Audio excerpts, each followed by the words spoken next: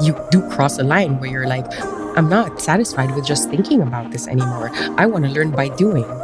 Bring this up with my husband in a time where he felt the need for so much stability and security was really challenging, because what can feel like an adventure to one person can feel absolutely destabilizing to someone else. My name is Abby. And my name is Liam, and you're listening to the Evolving Love podcast. In this podcast, we deep dive into the topics of non-monogamy and relationships, drawing from our experiences of being consensually non-monogamous for over a decade. Whether you're monogamous, polyamorous, curious, or anything in between, we invite you to join us for this conversation. Let's begin.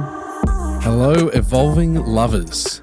Today we are chatting with Deepa Paul, the author of the newly released memoir, Ask Me How It Works. Deepa is a Filipina-Indian author living in Amsterdam, and her writing explores the balance between being a good mother, wife, girlfriend, daughter, adventurer, and herself all at the same time. This release is her first book, but you can also find her writing on Substack at Letters by Deepa. This conversation is raw and wide-ranging, and we were so struck by the joy, vulnerability, and honesty in this conversation. And a quick little producer's note for any astute listeners with exceptional hearing. Occasionally, you may be able to make out some noises in the background in Deepa's audio. And Abby was a little bit worried that people might think it was a baby, but we can promise you that the sounds were made by Deepa's adorable cat. In this episode, we discuss Deepa's conservative upbringing in the Philippines, the move to Amsterdam and how she opened up her relationship, reflections on how she navigates discussing non-monogamy with her 12-year-old daughter, the role Craigslist played in her story, powerful reflections on how her polyamorous relationship structure helped her through one of her hardest experiences, and so much more. So now we bring you Deepa Paul.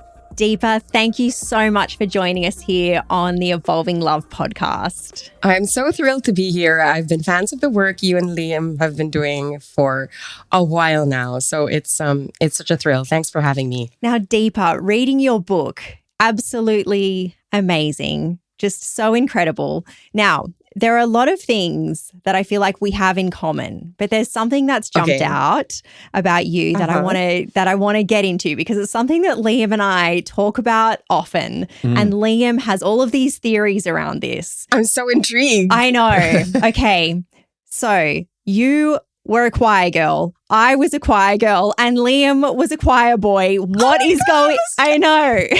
What is going on with this? Because Liam just has this theory about choir girls, and please share your thoughts on this. Okay, share the theory. I mean, but first, I'm so thrilled. Like, there's so few of us in the world, and I feel like I'm among kindred spirits already. My boyfriend was also in the boys' choir, so I'm like, of all the people in Europe that I could have found, like Catholic school boy in a choir. I think if you were to walk into a sex club in Berlin, the Venn diagram of people who have been in choirs would be strong.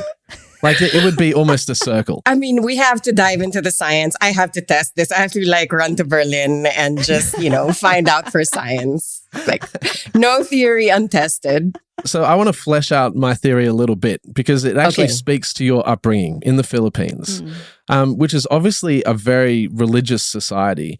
And my thoughts are that people who spend a lot of time in choirs, particularly the kind of very religious choirs, are often kind of shrouded in this heavy kind of religiosity. There's a lot of talk of God. There's a lot of talk of maybe repression that we then try and break out of in later life and explore that through potentially something like non-monogamy. But could you tell us a little bit about your upbringing in the Philippines? I grew up in the Philippines. It's very, very Catholic. I think it's about 90% Catholic. Fun fact, it's the second country in the world where divorce is still illegal, apart from Vatican City. So no one is really getting married there. It's like population 800 or something. And growing up in the Philippines, there was no real exit from marriage. It gives you like a very monogamy is the only thing, is the only option kind of culture, which is good and also kind of harmful in some ways. But for me personally, as a Catholic school choir girl, a lot of the messages I received around like intimacy and sex were sex is sinful, it's bad, your body is bad, your body, needs to be hidden. And like just the bombardment of all these messages I found really harmful. And there's a lot of shame around, like the body and finding out who you are in relationships and with other people. So, to add on to your theory, I think it's just that this kind of restrictive and very shame-based upbringing doesn't give you a lot of room to explore who you really are at the stage in your life where you should be exploring who you are. And for me, that happened so much later in life when I moved to Amsterdam, which is, one of the most liberal cities in the world. But when I got here, I was already a wife and a mother. And I'd made commitments, from my sort of Catholic school life, choir girl life. And I was presented with this dilemma of like, okay, now I have the space to actually find out who I am as an individual in so many aspects of my life. But what do I do with the commitments that I've already made up to this stage? And so coming from this culture where divorce is illegal, there's the rules around monogamy, but does that necessarily mean that it was very strictly monogamous, or were you witnessing that there was non-monogamy happening even though divorce was illegal? There's a lot of unethical non-monogamy happening for sure. And, growing up, like, I came of age seeing such a disconnect between like what people were saying was valuable and important and the way we should be living and what was actually going on. So for me, it just didn't compute, like the fact that people were having, it was mostly men, let's be honest. It was also a very kind of machismo society, having affairs, and the women were expected to kind of put up with it and be selfless, and there were so many double standards. And I think the monogamous culture gave us all this outlook of like, okay, we have to stick with it and work it out no matter what happens. But at the same time, there was no space for people to have, especially women, to have boundaries and say, this is not okay. This is not how I want to conduct my relationships or be in a family. And yeah, there was just this kind of accepted secrecy that just didn't sit well with me. And I kind of held on, I was kind of secretive about it myself. I remember thinking to myself, oh, well, I don't agree with any of this, but I shouldn't let anyone know and just go along with it because it seems to be okay with everyone, all of these unspoken secrets. And so the appeal of ethical non-monogamy or consensual non-monogamy to me at the time was just the integrity of it. Like, this is what we're doing, this is what we say we're doing, and this is what we're doing, and there's a match. And there's no kind of shifting around or trying to guess, like I know I can take my partner at their word and they can take me at their word. And that it was just so liberating for me to discover after just kind of trying to tiptoe around things that shouldn't be said and the disconnect between words and reality. You write so beautifully in the book about the relationship of your parents. And at one point you write, everything I learned from marriage, I learned from my parents. Theirs was my favorite love story. Can you share a little bit about what it was like to witness your parents' love story? Well, my dad was a poor student from Calcutta and my mom was a working student from Manila. They met on a blind date, which is very unusual for their time in the 70s. Yeah. And they really taught me that marriage or like commitment, long-term love is, first of all, you're a team. You have strengths and weaknesses, but you go for the same dreams and goals together. And when somebody messes up, you have the teammate, you have a teammate who's there to like bail you out and support you. And they did that for each other. And for me, that was just the definition of what love and marriage was all about. You found somebody and you were a team and you went on this adventure together. And so for me, that didn't square with what I was seeing in the outside world where, people were having, like there were affairs, there were secrets. People were hiding things from each other and I didn't see this at home. So for me, I was always looking for this kind of love that was like an adventure or, somebody that I could go for things that I wanted like in life with. And I thought my parents were very unusual for their time. They had a Friday night, don't ask, don't tell, separate evening. And my mom would usually just go and listen to records with her girlfriends. But my dad would actually, kind of go to what they called a girly bar in Manila. And and one time my mom was like, well, what really goes on at these girly bars? And he was like, do you want to come along? So she did. And I thought that was just nuts. Like I guess they were in their late 20s, early 30s in Manila in the 1970s. And, my mom was like, her status as the cool wife was solidified. But I think she really understood him and he really felt like not judged by her. So there was a lot of emotional safety in their relationship as well. And I thought that was a beautiful thing.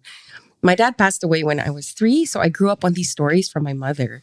And, maybe that influenced me to become a writer because I started seeing, you can love somebody in the kind of stories that you tell about them. And I think that's what I've tried to do with my book as well. It's filled with all of the love I have for the people in my life that I've met through dating and, and non-monogamy and just try to fill it with as much love, telling those stories about them as I can.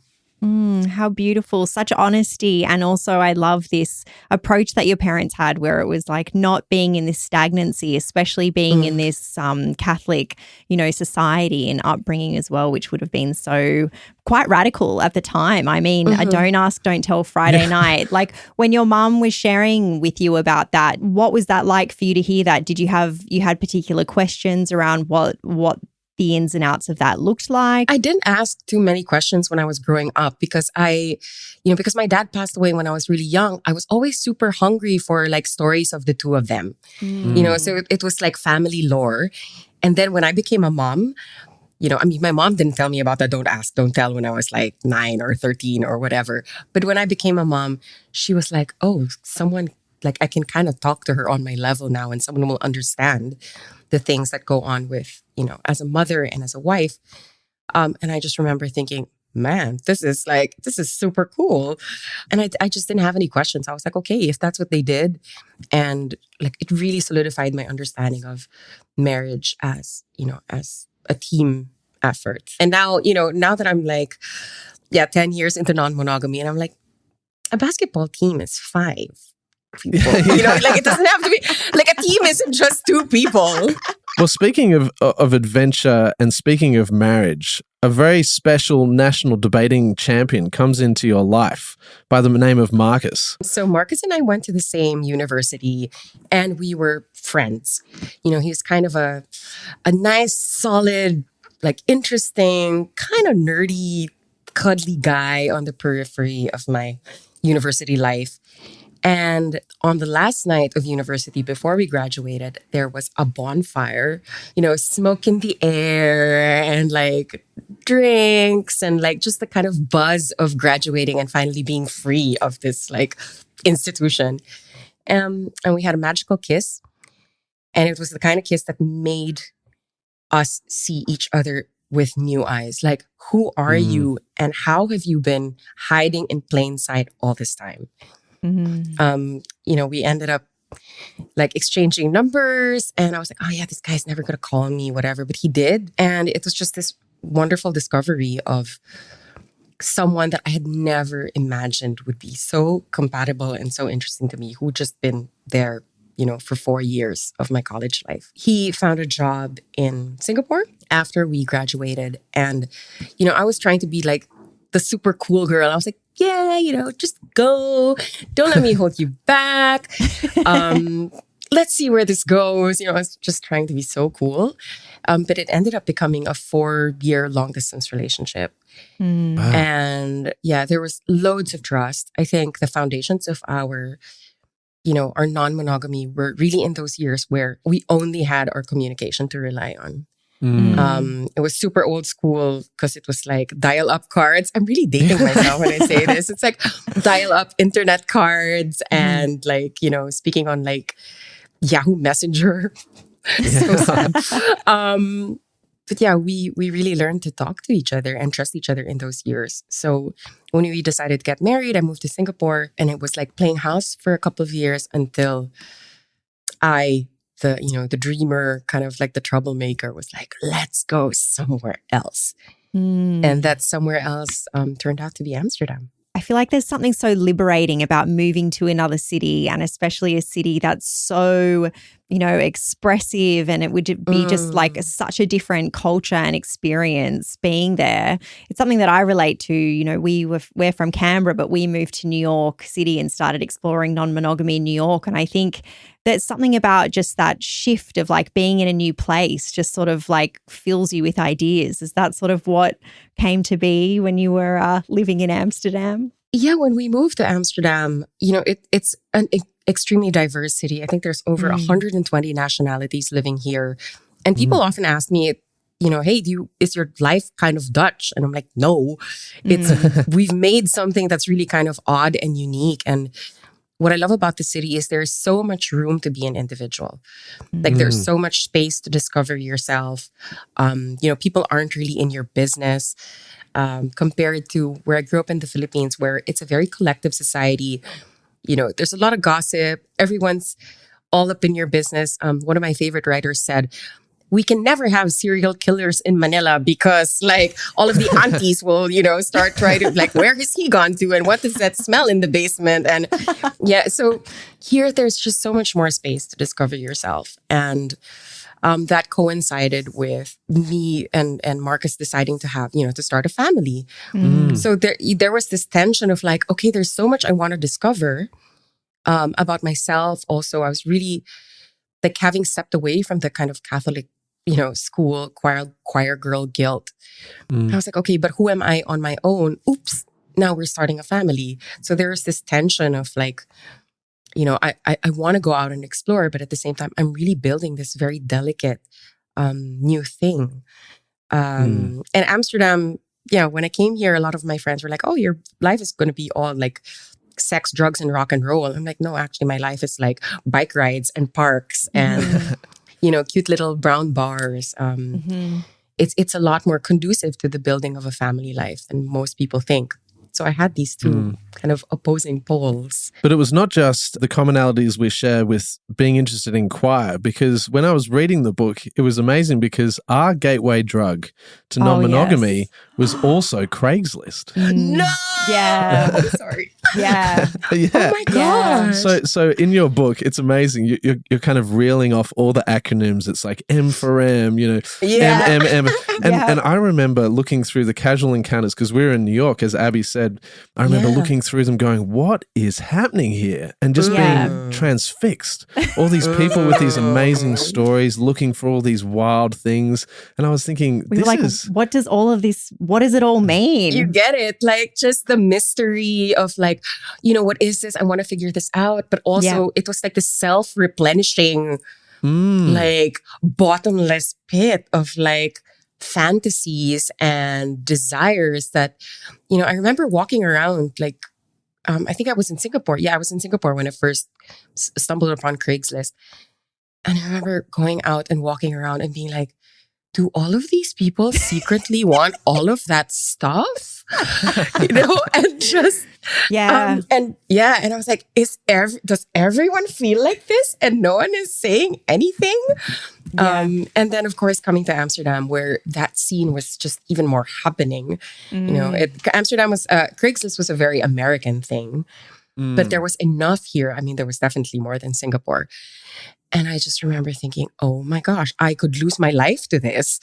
I just remember thinking, wow, like I could be exploring this forever. Yeah, it's a whole other world. And that's so true. Like walking around and thinking, does everybody have a double life? Like all of these people who are on Craigslist are the same people who are like walking around this city right now. Like who are they? I just found it like such an interesting space to to explore. Like, I think we start exploring our desires and fantasy, right? Like, as a writer, I also see that with books. When we're in our teens, we're like really into the romance and fantasy. And then we kind of grow up and like we want real stories then. And then we start looking at books written by experts on like, okay, how do you make this thing that you fantasize about and you've tested a million times in your head, how do you make it a reality? So I think those online spaces to discover are really important, but also at some point you do cross a line where you're like, I'm not satisfied with just thinking about this anymore. I want to learn by doing. And then it's time to read the book called Ask Me How It Works. It sure is. Yeah, which is such an amazing concept. How did the concept of the book all come together? So I was initially open with people about being non-monogamous on dating apps. So it was kind of like hush-hush in my real life with my husband. But on my Tinder profile, I feel like I'm also dating myself by saying Tinder, because that was like the heyday of that was also a while back now. I wrote in my Tinder profile, I'm here with my man. Go ahead, ask me how it works. 9 out of 10, like, I'm a copywriter, right? So call to action. And 9 out of 10 times, people who matched me would say, okay, well, how does it work? And I'm like, perfect. Here are my boundaries. Here is what I will and won't do. This is what I'm looking for. And so everyone, I felt like, was going into a date with, we were going into a date with each other or whatever, just like with our eyes open. And at some point, I just got so tired of answering the same 10 questions that I was thinking, okay, maybe I should write something and it would be super helpful if I just sent them this thing. And it started out as like a frequently asked question. So that was the first subtitle of the book, Ask Me How It Works. Frequently asked questions about my open marriage. And the essay that I was writing to send to people as like a joke just grew and grew and grew and grew. And it became longer and longer and longer. And I tried to pitch it to magazines, I want to say like in 2017 or 2018. And the weird thing was, it was unpublishable. No one wanted to read about non-monogamy. Yes. No one wanted to read about open marriages. It was like this weird thing that maybe Cosmo might like because it was about sex. And I was like, no, it's not about sex. And so, I shoved the essay in a drawer for a few years. And during COVID, I started working with a writing coach. My dream at the time was to publish this essay in the New York Times Modern Love section, which has a brutal word count of 1,700 words. And here I was with a 6,000 word monster. 1,000 words? Yeah. And it's just like, it's never going to happen. So my writing coach one day said, why are you trying to shoehorn all of these experiences into a 1,000, whatever word essay? This is not an essay. This is a book. And it was like, the heavens parted, the choir sang, and it was like, this is a book. And I went home and I wrote the outline the same afternoon. And 14 chapters and, 400 something words later, it is a book. Oh, and what a book it is. So amazing. And speaking of chapters, one of the chapters I'm sure is a question that you get asked all the time. And the chapter is titled, Whose Idea Was It? So whose idea was it? And maybe Craigslist does come back into the answer to this question. I mean, clearly, it was my idea. But I think, I've read a couple of books recently that feature non-monogamy as kind of like a plot device. And it's always like people come together and have a conversation about, shall we open our relationship? And I was like, is this how normal people do it? Because this is not how I did it. Like, it started with, finding out what my own desires and needs were, and then unhooking that from these desires and needs are bad and you're bad for having them. And like, I didn't even know what an open marriage was. I didn't know what polyamory was. We really thought we were inventing something new, so I didn't listen to a single podcast, read a single book, when we started out on this adventure. And like, non-monogamy, opening our marriage was the container for the needs that I had, that I felt needed to be explored, and the needs that my husband had, to feel safe in the relationship, to understand that he was still the priority and our family was still the priority. We had a very, young baby at this time, at the time that we started out. And it was only much later that like the label, we found the label. We're like, hey, this is what we're doing. Yeah. Isn't that wild? Like, other people are doing it too. That's crazy. Do you feel like the fact that this was all sort of coinciding alongside the motherhood and your mothering, and, it's such a dichotomy. It's like being, being with a young baby, being in that headspace, but also deciding, this is the moment I'm exploring this and I want to discover like who I am alongside this part of myself at the same time. Do you feel like that was really a lot to grapple with, or do you feel like it was almost complementing your mothering at the same time in its own unique way, with it being self-discovery for you? What early motherhood really surfaced for me was because it's so routine bound. I remember thinking, having a baby is like Groundhog Day, but it's every 2 hours because you're cycling your life, and then the cycles get longer. It's like 4 hours of repetitiveness and then 1 day of repetitiveness. And I realized how much I really, really thrived on variety and like stimulation, not like of all kinds, like mentally, emotionally, just new people, new influences, and seeing like how much I cherished this new life, but also how some aspects of it were absolutely soul sucking. It's not all like rainbows and hearts and joy. And then seeing, okay, but where can I find this novelty and variety and adventure that I'm looking for? And sort of my my search on Craigslist for my deep dive into desires and sexuality was already beginning to show me, hey, this could be where you find that. I probably could have picked up a hobby, but I don't think it would have given me the same kind of like adrenaline and variety and novelty and self-exploration as, I eventually found. And also just trying to bring this up with my husband in a time where he felt the need for so much stability and security was really challenging. Because what can feel like an adventure to one person can feel absolutely destabilizing to someone else. Venturing out, I had I made mistakes. And it's just like rebuilding trust and trying to go a little more slowly was the big challenge for me in the beginning. Because I wanted everything, like everything all at the same time, all at once, which is not a super sustainable way to go. Well, it is so intoxicating. Those initial moments of opening up or even just exploring non-monogamy and fantasy, it is so easy just to go kind of jumping completely in the deep end. But one thing that your book does so beautifully is it actually talks about the messiness that is often inherent in relationships in general. But of course, in non-monogamous relationships, there's lots of moving parts.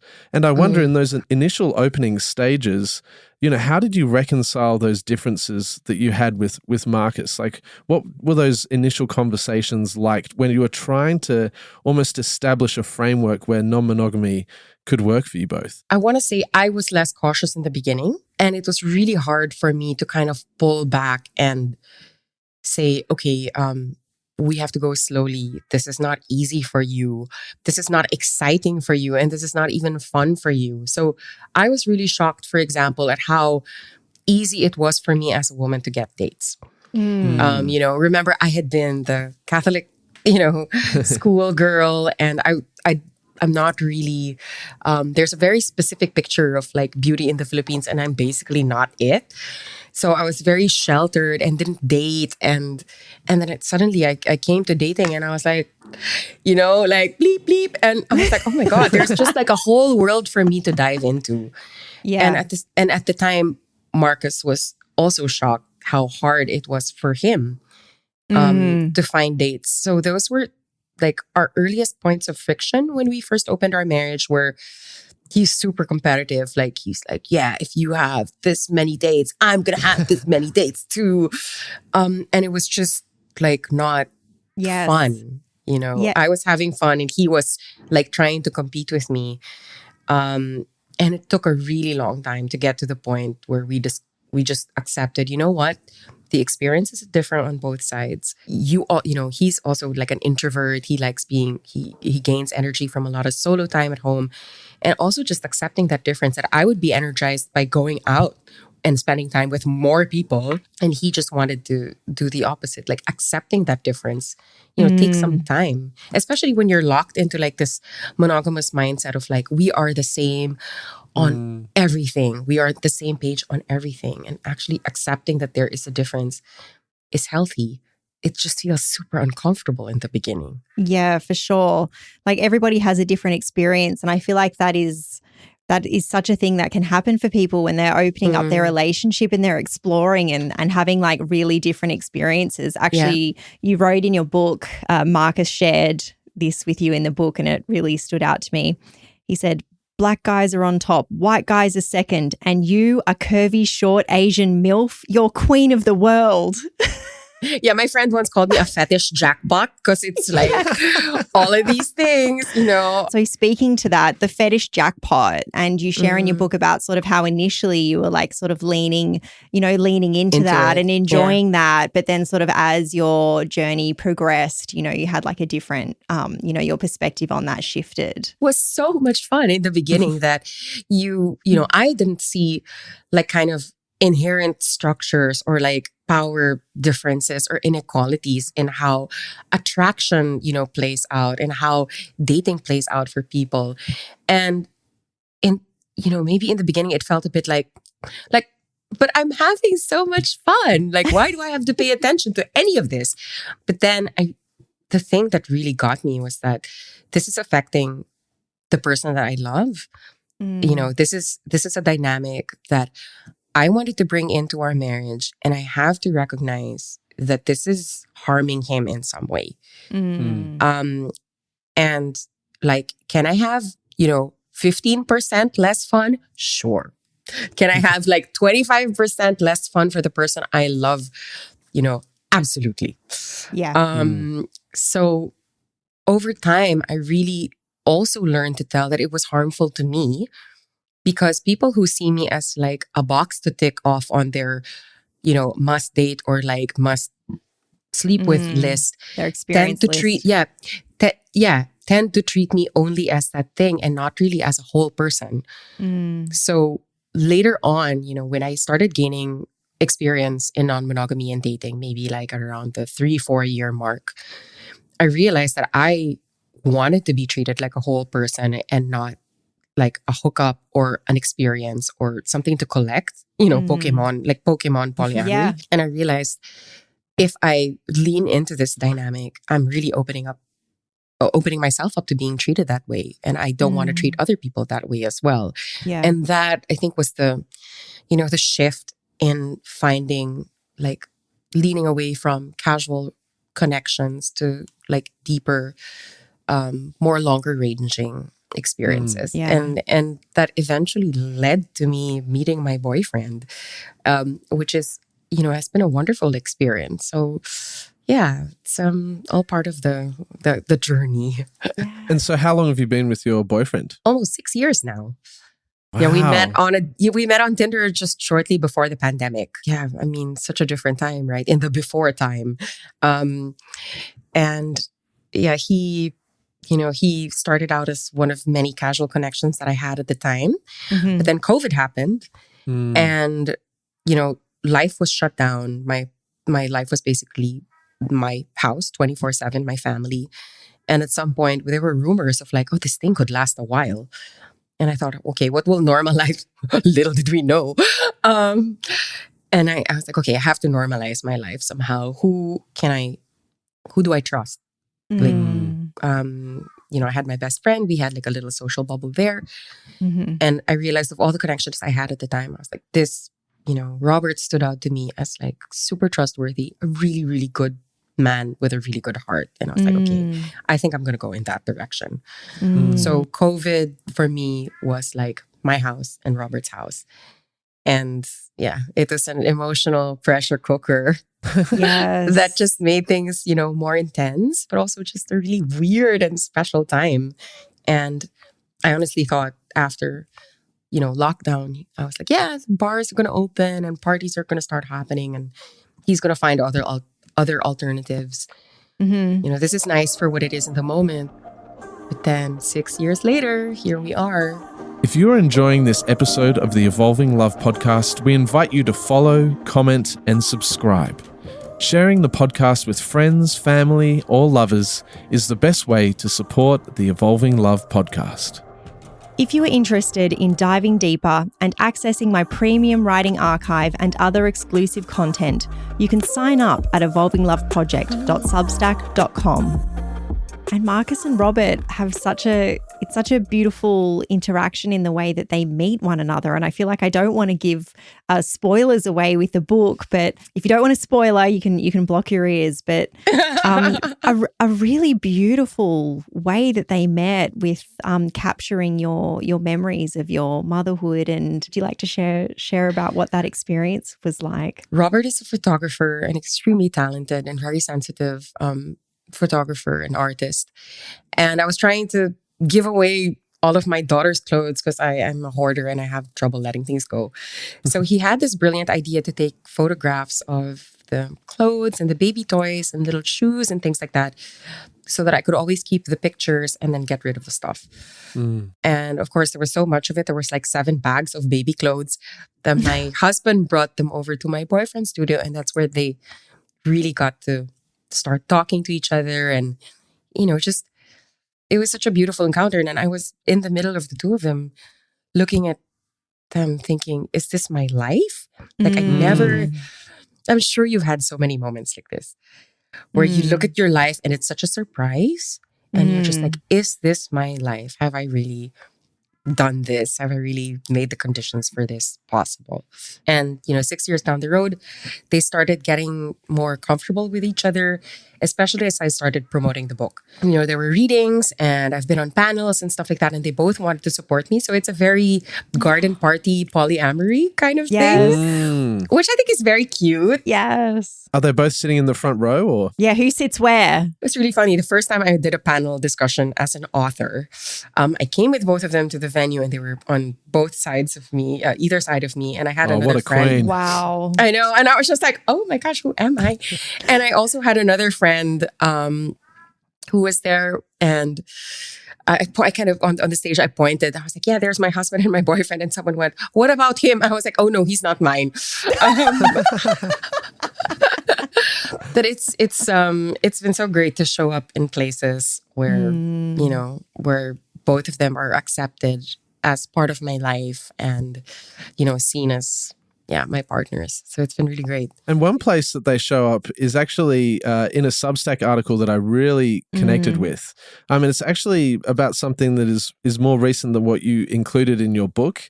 And the Substack article, and I love your Substack, and everyone needs to check it out. It's Letters by Deepa. But the Substack article was titled, Not All Questions Have Easy Answers. And it actually talks about both Marcus and your other partner in a hospital setting. Would you like to share a little bit about that? Yeah, this is outside the bounds of the book. So this is like bonus content for y'all.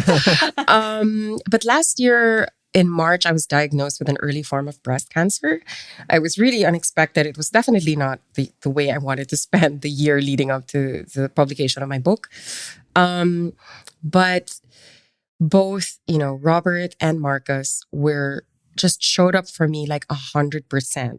And I remember the day that they were taking turns taking me to all the doctor's appointments. I think I must have had, I don't know, somewhere between 60 to 80 hospital appointments last year. It was wild. Like it was definitely a 2-man job, which my writing coach says should be the title of my next book. I'm a 2-man job.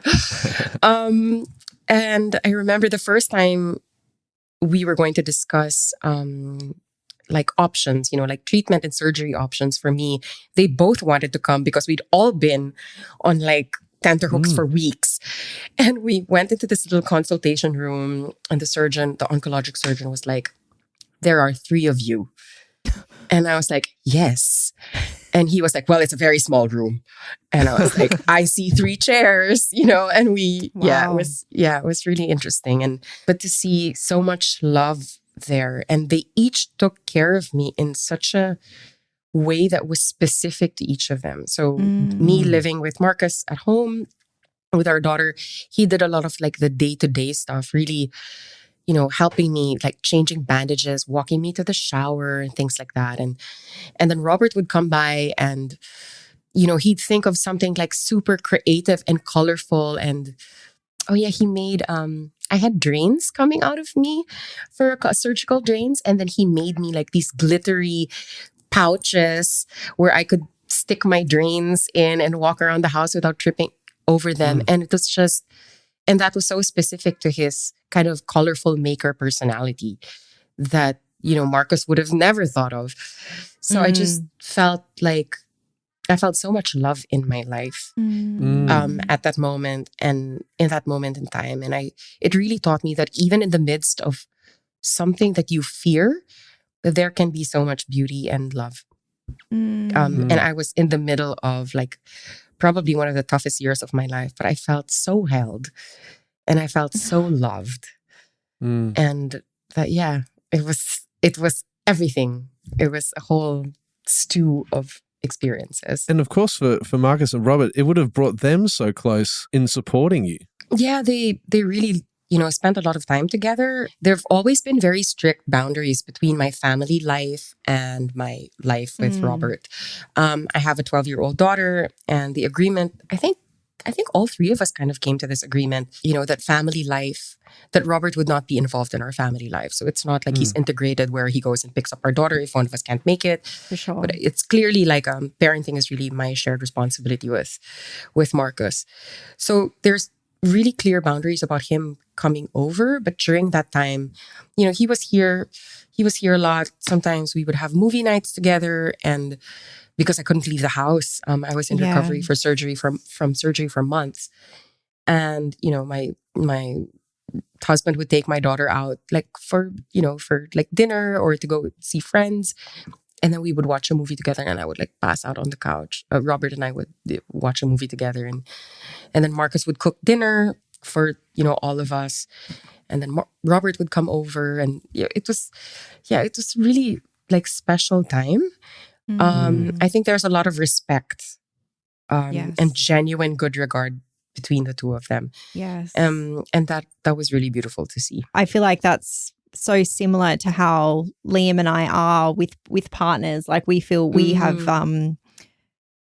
similar boundaries in like our family life is our family life, and there are other partners, and yes, they will meet our son, but they're not incorporated in that same way. But I mean, hearing you share about that difficult time, I feel like there are so many perspectives with non-monogamy and polyamory where it's all about the exciting times and the discovering ourselves and the beginnings and, what this means and the jealousy and all of that. And, this is such a beautiful, it's so generous of you to share this real life, this difficult moment, this thing that you're going through, and how incredibly meaningful it is to have this like beautiful abundance of love and also for the men to help support you, but support each other in that way. Like supporting somebody through a difficult time is a lot on one person, and it's like a beautiful insight into, how their different ways of showing up can be. And that's just so beautiful.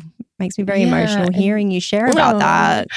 Yeah, well, I'm happy to share. I also remember thinking like, I'm quite a relationship geek, as I think you have to be when you do get into non-monogamy. So, I'm always the one like initiating the conversations and the check-ins and the, how is that for you? And like, I'm very into relationship and emotional housekeeping. Yeah. And for like 1 year, almost a year of my life, it was so also liberating to just be able to let go of everything and realize that these relationships that we'd built, the trains would continue to run whether I was pumping the gas or not. And just to relax and trust in the work that we've done. Yeah. Whether it was in my relationship with Marcus or my relationship with Robert. I didn't have to check up on them. I didn't have to like investigate what we were feeling or, and also for me to just take a step back from my own life and see, if I really chill out for a while and step back, there is so much still there. And it's like, I think it's very hard for people to reconcile non-monogamy sometimes with peace. Because we're always doing stuff. We have so much enthusiasm, so much excitement, so much wildness. But when you do arrive at those moments of like equilibrium and peace, because you've done the work, it is so rewarding, right? Like this is an inherently unstable configuration. Yes. So when you do have those moments, it's like parenting. Yeah. Like this is, it's always in flux. So when you do have those little bubbles of peace and just equilibrium before it shifts again, it is wonderful. And it makes it all worth it. In regards to peace, because obviously you have such a tight configuration with your arrangement, when other partners come onto the scene, is there like a committee meeting between you all where you go, oh yeah, maybe not, maybe, oh yeah, that's all right, because of course you have such an established relationship, and like you're saying, dealing with all these incredibly heavy moments together would bring you so close that when new people come in, they don't have the context. Like how could someone suddenly get up to speed with all of the things that you've all navigated together? So what do those conversations look like when new people are on the scene? There haven't been any new people on the scene in a while. I like to joke that I entered a very intimate and intense relationship with my book, which is now like my baby. So, it has its own calendar. It has its own demands, like its own support staff. So yeah, no one's really had, the space to enter. I mean, it was like the book, and then there was cancer, and then oh my God. Everyone has just been like, we would like some quiet now. Yeah. But I like to imagine that when, one of us says, okay, now I have the desire and the capacity for new people, I think it's going to be pretty parallel conversations. So if my husband wants that, then it's a conversation between him and me. Robert still wants to have a wife and children. And I've said that it's not on the table for me or for us. So when he we do touch on it at times when I'm like, okay, is that still a desire that's alive for you? And we talk about it sometimes. But like in taking a big step towards finding like his life partner or his nesting partner, it hasn't happened yet. So I think these will be parallel conversations, that will happen when we have the capacity. But I think now everyone's had a lot of excitement. So it's time to just chill out for a while. Well, speaking of conversations, obviously we're parents, as we mentioned, to a 6-year-old. Okay, and you said that your daughter's 12. Now, I imagine the conversations that you've had with your daughter have now started to directly address the fact that you are non-monogamous. What are those conversations, kind of those initial conversations look like? Because something that we're constantly asked as parents is, how are you going to navigate telling your children that you're non-monogamous? And our answer is, well, in an age-appropriate way and, gradually and, yada, yada. And it feels like we're kind of now entering into this stage where our son is super switched on and he's not missing anything. Does he ask a lot of questions? Oh, yeah. He's very inquisitive. Okay.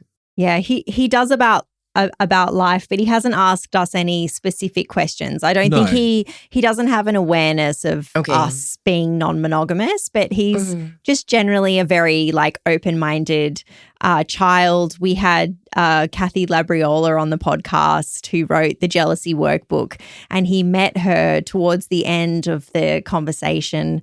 They had a little chat, and then we were having breakfast later on. I said, she's got 2 husbands. And he was like, wow, that's a lot of husbands, and then just like moves on. Like it's not a Kids deal. Are great. Yeah, like just like, what's next? Yeah. So do you have any words of wisdom, any advice you could give parents who are navigating these conversations? Yeah, it's a question that I get a lot as well. That's why the last chapter in the book is called, What Do You Tell Your Daughter? Yeah. And I think my rule of thumb has always been to stay close to what your child knows and build on that understanding. And there was never any like, we are now in an open marriage, or like, gong, and then it's like, I have a boyfriend. And so we started out with the idea of like, I remember going on we had a rule about not sleeping over. And that was kind of relaxed during COVID because we had a curfew and it was just impossible to go on dates without having sleepovers. But my daughter was, I think, 6 at the time, and she already knew about sleepovers from, sleeping over with her friends. And in her world, a sleepover was something fun to do with your friends. So we never hid it from her that we were sleeping over. I was like, I'm going to sleep over at Robert's house. And she already had these two kind of fun friend sleeping over. She put them together in her mind. And she was like, great, have fun. And the next morning she came, I came home and she was like, did you have fun at your sleepover? And I was like, I did. So as like a child's understanding grows, then it's like you have to keep seeing, okay, what do they understand now about our marriage? What do they understand now about how relationships work? I think in the book I wrote about it's like a painting where you layer little bits on top of each other. Yeah. As time goes by. And it is like the work of years. So the only time I think we got really explicit about sticking a label and like the kind of biggest announcement around non-monogamy was after we'd sold the book and it was clear that it was going to become public. I said, okay, she should hear this from us and not from the world. And she already knew how things worked. Like that that Robert was in my life, that I had sleepovers at his house once a week. And it was just sticking the label on it. And she was like, okay. And the most important thing, the most important picture that had been built up over years was the security of our relationship. Yeah. Like Marcus and I are super affectionate. We're very silly. We love to laugh together and there's just a lot of physical affection. So that world had been built up for her. And that was rock solid. So by the time, I said, hey, this is an open marriage, it's what we're in an open marriage and this is what it is. Like nothing could really rock her world anymore. She was 11 and she'd had 11 years of seeing her mom and dad happy and in love with each other.